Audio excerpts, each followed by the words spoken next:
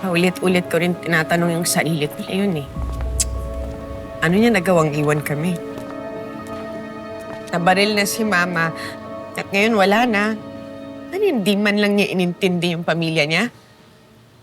Bakit hindi niya inisip yung pamilya niya, lalo na si Tori?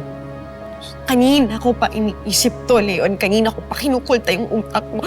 Paano ko sasabihin to sa anak ko? Paano ko i-explain kay Tori na inabando na kami ng daddy niya? Christy.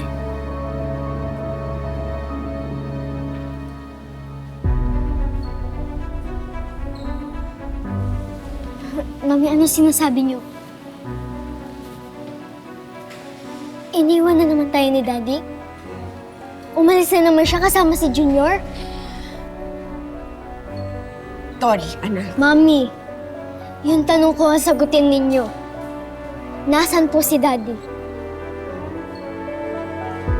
Halika, po tayo.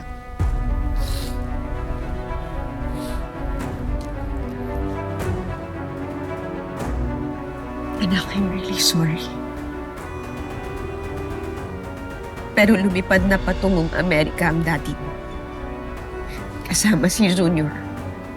Po, Lumipad na patungong Amerika ang daddy mo. Kasama si Junior. po. Ayoko naman po maging selfish, Daddy. Gusto ko lang naman pong mabuo tayo ulit eh. Masama po ba yun? Yun din ang lagi kong pinagdadasalan, ha? Kaya nga sana maging maayos na ang lahat para makapagsimula na tayo. Isang buong pamilya. Pero paano tayo, Mami?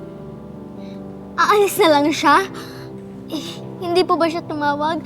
Hindi po ba kayo nag-usap? Did he even say goodbye?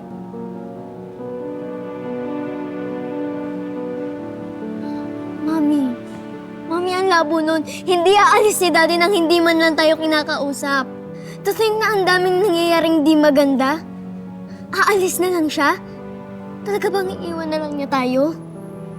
Anong sense nun, Mami? Anak, I'm sorry. I'm really, really sorry. Sana hawak ko rin lahat ng kasagutan. Pero hindi ko kasi talaga maintindihan ng daddy mo ngayon kung paano niya ito nagawa eh. He is so unfair, Mami. How can he do this to us? Mami, wala na si Lola. Ngayon wala na rin si Daddy.